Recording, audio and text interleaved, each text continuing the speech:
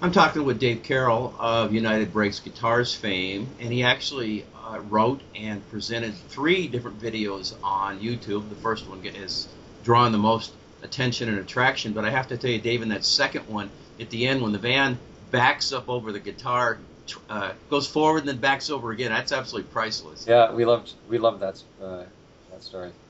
Did you come up with that? Yeah, we did. Steve Richard and Lara Cassidy are with Curve Productions, and we had a meeting, and we put a lot more thought and effort into the second one. That's why I say the second video was a little more exciting than the others, because they were exciting times, and it was a lot of work. We did a lot. It's still a one-day video shoot, but there's a lot of costume changes and things that you can see in there as well. Yeah, that was the van fun out on the grass with the big group and Mrs. Is it Irwig? Miss Irwig, yeah. The tuba, yeah. That, so sorry. basically, this is launched. You've been a songwriter and singer. You've had your group Sons of Maxwell. You've been doing this for 20 years, but this basically seems to have launched a new career for you. Do you still find yourself with enough time to perform with your group?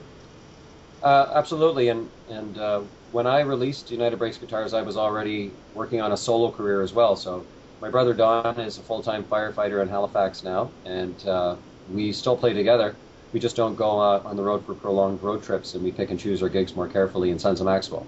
I also perform as a solo artist with band, and incorporate that in my touring with speaking and things like that now too. So some people think that because of United Breaks Guitars, I have to choose to be either a speaker or a musician or an author or those sort of things. But I think I can be all of that, because music, I'm a songwriter first, and I always bring music into everything I do. I sing at in my keynote addresses, which makes me unique that way.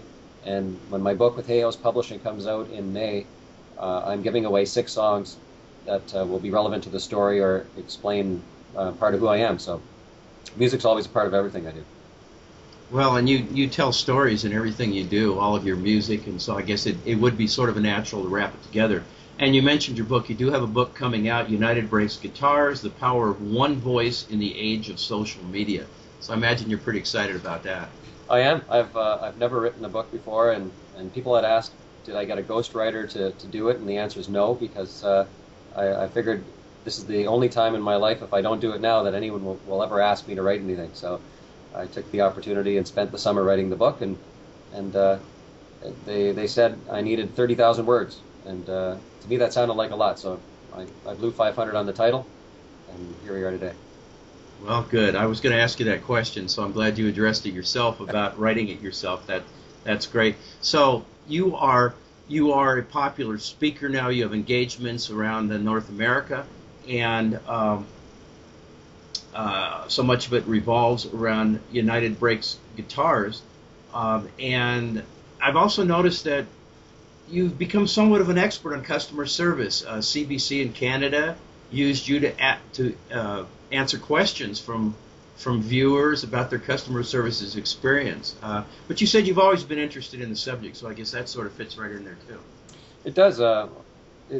Customer service isn't rocket science. It's basic respect for people, and as a small business owner, as a musician for 20 years, I was independent the whole time. So my career and my ability to earn an income was totally based on one customer at a time, and that's how any business, as far as I'm concerned, works. And I've spoken to some big companies, and many of them get it, that it is one customer at a time, and that's the way they approach it. So, and even within our own business, our mother was an inspiration for customer service. When before social media came in and people wanted a CD by mail order, they would send a letter to my mom and say, "We like your son's music, can we buy a CD?"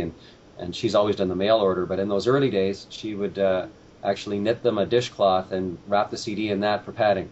And I still get messages all the time from people who have since bought our next 9 CDs and are fans to this day, and they still talk about that little extra that went into it, and it's a good lesson for all companies. Oh, sure, that is personal attention. That certainly is customer service at its best.